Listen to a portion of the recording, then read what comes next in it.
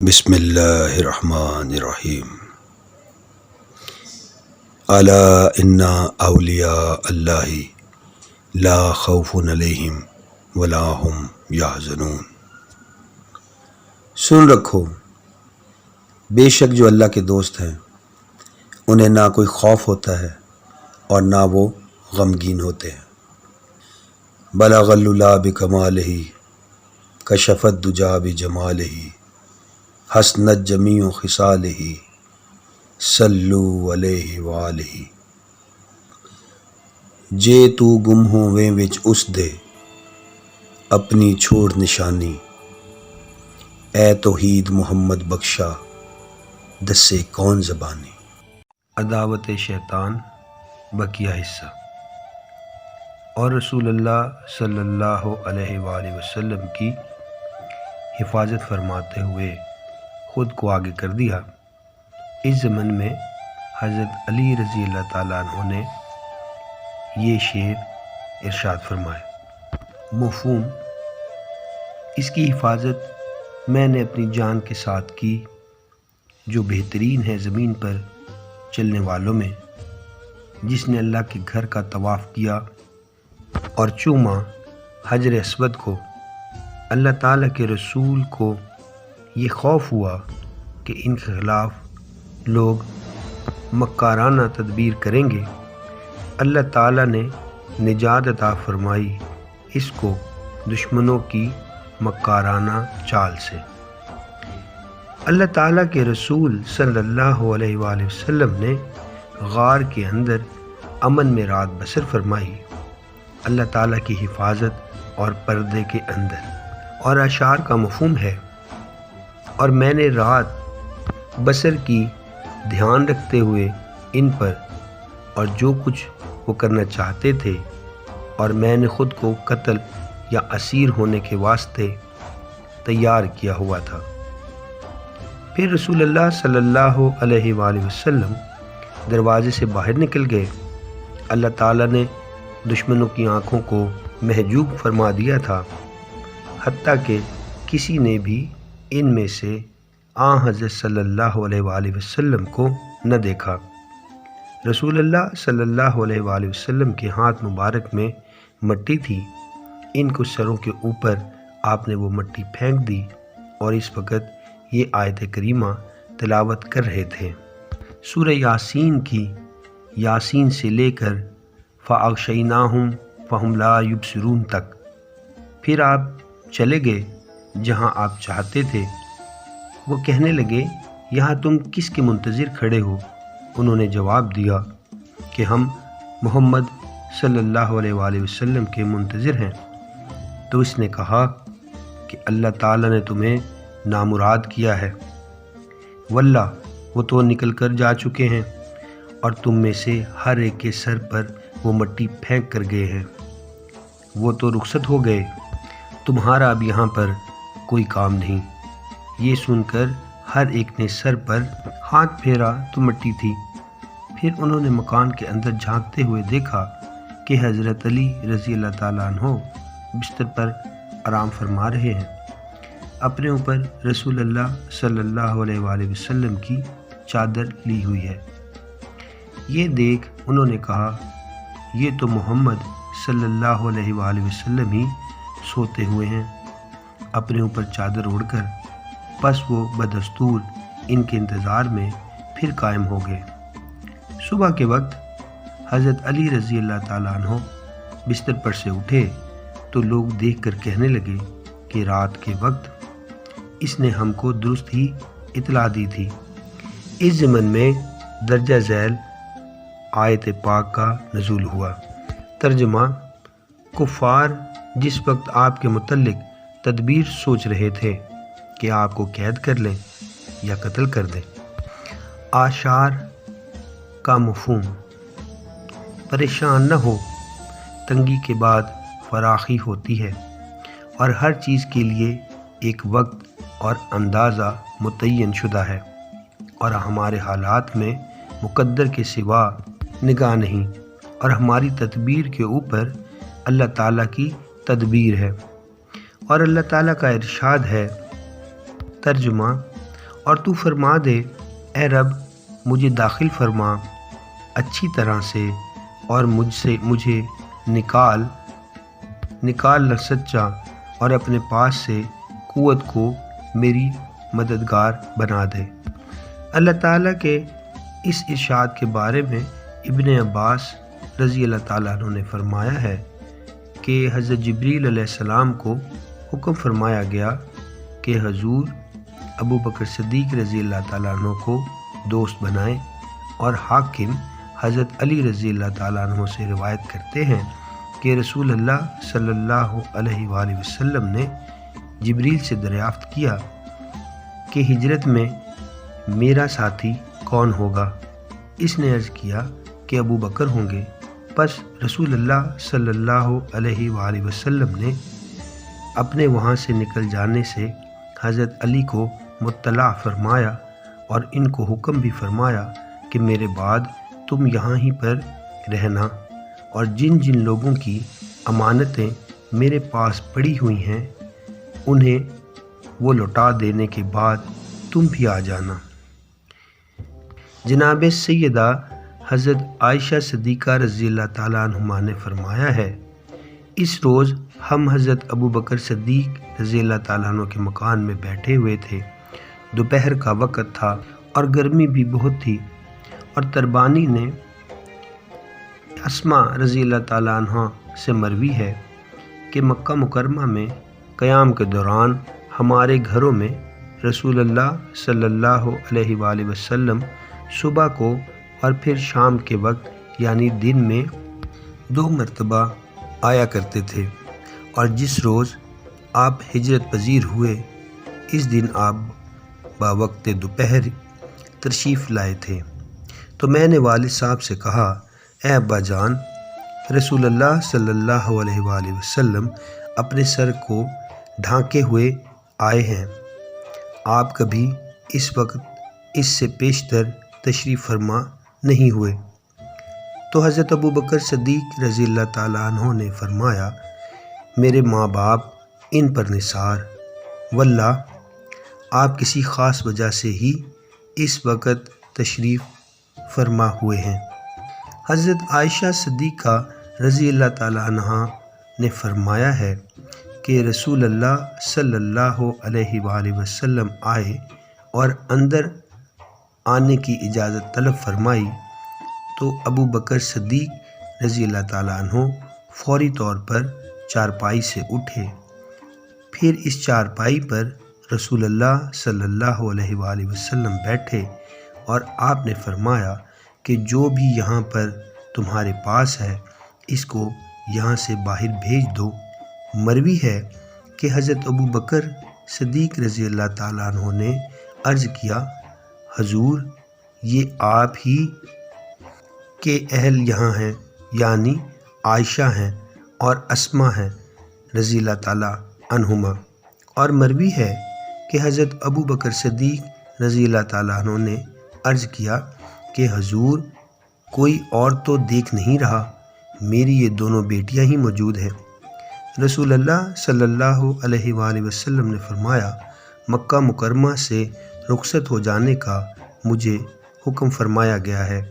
اس پر حضرت ابو بکر صدیق رضی اللہ تعالیٰ عنہ نے عرض کی، یا رسول اللہ صلی اللہ علیہ وآلہ وسلم، میرے ماں باپ آپ پر قربان، سواری کے واسطے یہ 2 اونٹنیاں موجود ہیں، جو آپ کو ان میں سے اچھی لگتی ہے وہ آپ پسند فرما لیں۔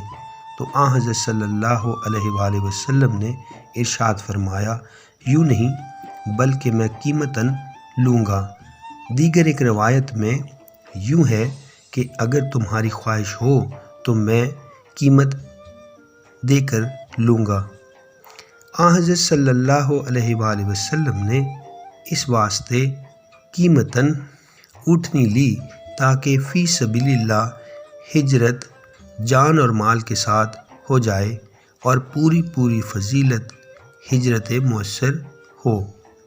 سیدہ عائشہ صدیقہ رضی اللہ تعالی عنہا نے فرمایا ہے کہ تیز ہم نے تیاری کر لی اور رسول اللہ صلی اللہ علیہ وآلہ وسلم اور حضرت ابو بکر صدیق رضی اللہ تعالیٰ عنہ کے واسطے کھانا بنایا، وہ چمڑے کے ایک تھیلے میں رکھا، اور واقدی نے مزید نقل کیا ہے کہ کھانا بکری کے گوشت کا پکا ہوا تھا۔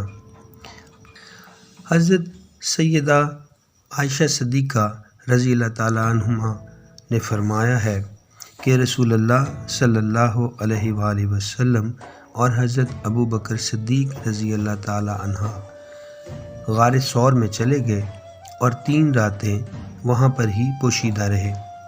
ثور ایک پہاڑی کا نام ہے جو مکہ کے قریب ہے۔ کسی زمانے میں اس پہاڑی پر ثور بن عبد المناف اترا تھا، لہٰذا اسی نام سے وہ مشہور ہو گئی، اور منقول ہے کہ رسول اللہ صلی اللہ علیہ وآلہ وسلم اور حضرت ابو بکر صدیق گھر کے پچھلی جانب ایک چھوٹے دروازے کے راستے سے بوقت شب غار کی طرف رخصت ہوئے، اور منقول ہے کہ ابو جہل ان دونوں کے قریب سے گزرا، مگر اسے اللہ تعالیٰ نے نابینا کر دیا اور یہ رخصت ہو گئے۔ حضرت ابو بکر صدیق رضی اللہ تعالیٰ عنہ کی دختر حضرت اسماء رضی اللہ تعالیٰ عنہا نے فرمایا ہے کہ میرے باپ 5000 درہم اپنے ساتھ لے کر رخصت ہوئے۔ قریش نے جب حضرت صلی اللہ علیہ وآلہ وسلم کو نہ پایا تو مکہ کے ارد گرد حضرت صلی اللہ علیہ وآلہ وسلم کو ڈھونڈا، کھوج معلوم کرنے والے بھی بھیجے، اور وہ پہاڑ تک جا پہنچے۔ ازاں بعد کھوج غائب ہو گئے، اور رسول اللہ صلی اللہ علیہ وآلہ وسلم غار ثور میں موجود تھے۔ اس ناکامی پر قریش کو بڑی پریشانی ہوئی۔ پھر انہوں نے ایک 100 اونٹ اس کے لیے انعام مقرر کیا جو حضرت صلی اللہ علیہ وآلہ وسلم کو تلاش کر لے۔ قاضی ایاز نے فرمایا ہے کہ رسول اللہ صلی اللہ علیہ وآلہ وسلم کو کوہ صبیر نے آواز دے کر عرض کیا کہ آپ مجھ پر سے اتر جائیں، کیونکہ مجھے خدشہ لاحق ہے کہ اگر آپ کو میرے اوپر قتل کر دیا گیا تو مجھ کو عذاب دیا جائے گا۔ اور غار حرا نے حضرت صلی اللہ علیہ وآلہ وسلم کو ندا کی کہ یا رسول اللہ صلی اللہ علیہ وآلہ وسلم آپ میری طرف تشریف لے آئیں۔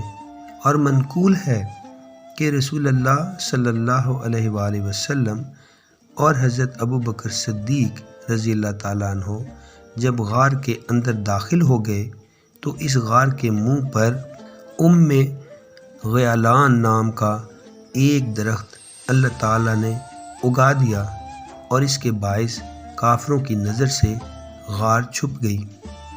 اللہ تعالیٰ نے مکڑی کو فرمایا کہ غار کے دہانے پر جالا بنا دے، پھر 2 عدد جنگلی کبوتروں کو وہاں بھیجا۔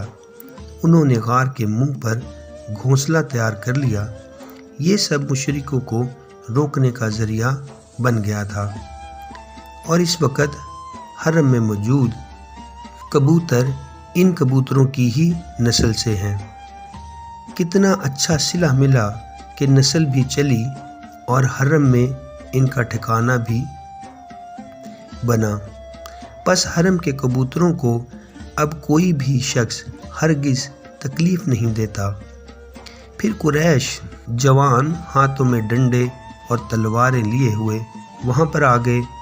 دیکھا کہ غار کے دہانے پر جنگلی کبوتر موجود ہیں تو وہ آپس میں دریافت کرنے لگے کہ کیا دیکھا ہے۔ انہوں نے بتایا کہ غار کے دہانے پر 2 کبوتریاں نظر آئی ہیں، تو ہم جان گئے کہ اندر کوئی نہیں ہے۔ جناب رسول اللہ صلی اللہ علیہ وآلہ وسلم نے بھی ان کی گفتگو کو سن لیا۔ آپ جان گئے کہ ان کو اللہ تعالیٰ نے ہی وہاں سے ہٹایا ہے۔ لوگوں میں سے ایک کہنے لگا کہ غار کے اندر جاؤ اور دیکھو، تو امیہ بن حلف نے کہا غار کے اندر جانے کی ضرورت ہی نہیں، وہاں تو مکڑی اپنے جالے سمیت ہے۔ جو محمد صلی اللہ علیہ وآلہ وسلم کی ولادت سے بھی پہلے کی ہے۔ اگر وہ اندر داخل ہوئے ہوتے تو مکڑی کے جالے ٹوٹ چکے ہوتے اور کبوتریوں کے انڈے بھی ٹوٹ چکے ہوتے۔ افواج کے ساتھ دشمن کا مقابلہ کرنے سے یہ طریقہ سب سے بڑھ کر معجزہ ہے۔ غور کریں کہ درخت کا سایہ کیسے مطلوب پر ہوا۔ جستجو کرنے والے ناکام کر دیے گئے۔ مکڑی نے آ کر تلاش کے سارے رستے ہی بند کر دیے اور نہایت باریک پردہ جو اس نے قائم کیا کہ کھوجی لوگ اندھے ہو کر رہ گئے۔ ابن نقیب نے اشعار میں کہا، ریشم کا کیڑا ہے جس کے ریشم بنتا ہے کہ جو پہننے سے ہر چیز میں حسن آ جاتا ہے، پس مکڑی اس سے بڑھ کر خوبصورت ہے کیونکہ اس نے رسول اللہ صلی اللہ علیہ وآلہ وسلم کے سر مبارک پر پردہ بنا۔ شیخین حضرت انس رضی اللہ تعالیٰ عنہ سے روایت کرتے ہیں کہ حضرت ابو بکر صدیق رضی اللہ تعالیٰ عنہ نے فرمایا کہ میں نے رسول اللہ صلی اللہ علیہ وآلہ وسلم کی خدمت میں عرض کیا اور ہم غار کے اندر تھے، کسی کی نظر ان میں سے اگر پاؤں کی جانب پڑی تو ہم کو دیکھ لیں گے۔ جناب رسالت مآب صلی اللہ علیہ وآلہ وسلم نے فرمایا، ابو بکر، ترجمہ، ان دو کے متعلق تیرا کیا خیال ہے جن کا تیسرا اللہ ہے؟ کچھ اصحاب لکھتے ہیں کہ جس وقت ابو بکر صدیق رضی اللہ تعالیٰ عنہ نے یہ بات کہی تو آن حضرت صلی اللہ علیہ وآلہ وسلم نے ارشاد فرمایا، اگر ہم تک یہ لوگ پہنچ گئے تو ہم اس طرف سے نکل کر چلے جائیں گے۔ حضرت ابو بکر صدیق رضی اللہ تعالیٰ عنہ کو دوسری جانب سے غار میں کھلا رستہ دکھائی دیا کہ نزدیک سامنے سمندر دکھائی دیتا ہے اور اس کے کنارے پر کشتی بھی موجود تھی، اور حضرت حسن بصری رضی اللہ رحمۃ اللہ علیہ نے روایت کیا ہے کہ حضرت ابو بکر صدیق رضی اللہ تعالیٰ عنہ جس شب کو رسول اللہ صلی اللہ علیہ وآلہ وسلم کے ساتھ غار میں داخل ہوئے تھے، آپ بعض اوقات آن حضرت صلی اللہ علیہ وآلہ وسلم کے آگے آگے چلتے اور کبھی آن حضرت صلی اللہ علیہ وآلہ وسلم کے پیچھے پیچھے چلنے لگتے۔ آن حضرت صلی اللہ علیہ وآلہ وسلم نے اس کا سبب دریافت کیا تو انہوں نے عرض کیا، جب مجھے تلاش کرنے والوں کا خیال آتا ہے تو میں آپ کے پیچھے ہو جاتا ہوں، پھر آپ کے آگے آگے چلتا ہوں کہ کہیں کوئی تاک لگا نہ بیٹھا ہو۔ آن حضرت صلی اللہ علیہ وآلہ وسلم نے فرمایا، شاید تمہاری مرضی ہے کہ اگر کوئی ضرر پہنچے تو بجائے میرے وہ تم کو پہنچے۔ عرض کیا، جی حضور صلی اللہ علیہ وآلہ وسلم، مجھے قسم ہے اس ذات کی جس نے آپ کو حق کے ساتھ مبعوث فرمایا۔ جب آپ غار میں پہنچ گئے تو عرض کیا، یا رسول اللہ صلی اللہ علیہ وآلہ وسلم، آپ ذرا اسی جگہ ٹھہریے، پہلے میں غار کی صفائی کروں گا۔ پس آپ اندرونی جانب کو ہاتھ کے ساتھ ٹٹولتے ہوئے ہر محسوس ہونے والے سوراخ کو اپنے کپڑے پھاڑ پھاڑ کر بھرتے جاتے، اپنے سب کپڑے پھاڑ کر ختم ہی کر چھوڑے، پھر بھی ایک سوراخ ابھی باقی رہ گیا۔ انہوں نے اس پر اپنی ایڑی رکھ دی، اس لیے کہ کوئی موذی جانور وہاں سے نہ نکل آئے اور آن حضرت صلی اللہ علیہ وآلہ وسلم کو ضرر نہ دے۔ ازاں بعد رسول اللہ صلی اللہ علیہ وآلہ وسلم غار کے اندر داخل ہوئے اور اپنا سر مبارک حضرت ابو بکر صدیق رضی اللہ تعالیٰ عنہ کی گود میں رکھتے ہوئے سو گئے۔ اسی دوران اس سوراخ میں سے کسی جانور نے حضرت ابو بکر صدیق رضی اللہ تعالیٰ عنہ کے پاؤں کی ایڑی پر کاٹا۔ پھر بھی انہوں نے حرکت نہ کی کہ رسول اللہ صلی اللہ علیہ وآلہ وسلم جاگ نہ پڑے، مگر درد کے باعث ان کی آنکھوں سے آنسو ٹپکے اور رسول اللہ صلی اللہ علیہ وآلہ وسلم کے چہرہ مبارک پر پڑے۔ آپ نے ان سے پوچھا، اے ابو بکر کیا معاملہ ہے؟ عرض کی، یا رسول اللہ صلی اللہ علیہ وآلہ وسلم، آپ پہ میرے ماں باپ قربان، مجھے کسی چیز نے کاٹا ہے۔ حضرت صلی اللہ علیہ وآلہ وسلم نے اس مقام پر اپنا لاب دہن لگا دیا تو تکلیف رفع ہو گئی۔ اس ضمن میں حضرت حسان رضی اللہ تعالیٰ عنہ نے فرمایا ہے، ترجمہ: اونچی غار کے اندر دو ہیں، دوسرے جب پہاڑ پہ چڑھتے تھے تو تلاش میں دشمن تھے اور انہوں نے جان لیا کہ رسول اللہ صلی اللہ علیہ وآلہ وسلم کی محبت کے برابر کل مخلوق بھی نہیں ہے۔ حضرت صلی اللہ علیہ وآلہ وسلم بروز جمعرات مکہ شریف سے نکلے تھے اور غار میں سے آپ سوموار کے دن باہر آئے تھے۔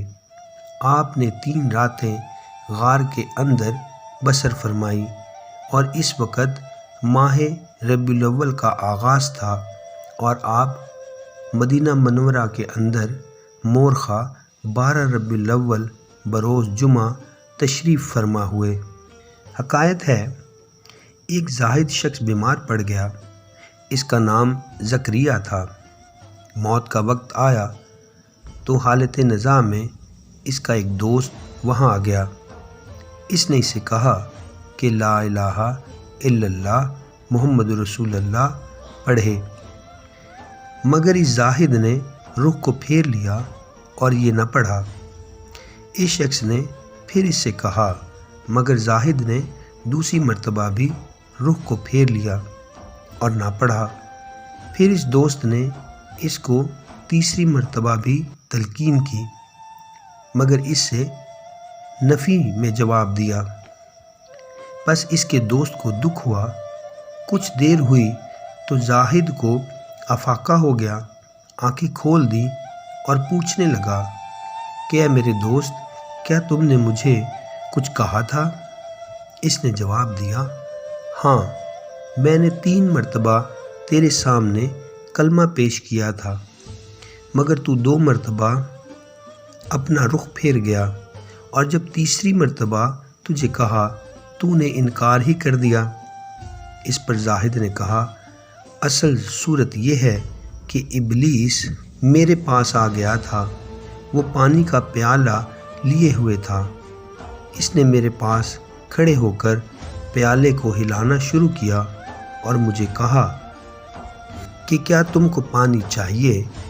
میں نے کہا ہاں۔ تو اس نے کہا، تو پھر کہہ دے کہ عیسیٰ بیٹا ہے اللہ تعالیٰ کا۔ میں نے اپنا رخ پھیر لیا۔ اس نے پاؤں کی جانب سے پھر آ کر کہا، تو میں نے پھر رخ پھیر لیا۔ اس نے پھر تیسری مرتبہ وہی بات کہی تو میں نے جواب دیا کہ میں ہرگز نہ کہوں گا۔ تو اس نے وہ پیالہ زمین پر پھینک دیا اور رخصت ہو گیا۔ میں نے ابلیس کی بات سے انکار کیا تھا، تیری بات کو رد نہیں کیا۔ اب میں شہادت دیتا ہوں کہ کوئی معبود نہیں سوائے اللہ تعالیٰ کے، اور گواہی دیتا ہوں کہ محمد صلی اللہ علیہ وآلہ وسلم اللہ کے بندے اور رسول ہے۔ حضرت عمر بن عبدالعزیز سے منقول ہے کہ کسی آدمی نے پروردگار سے دعا مانگی کہ مجھ کو ابن آدم کے دل میں دکھا دے کہ شیطانی وسوسوں کا طریقہ کار کیا ہے۔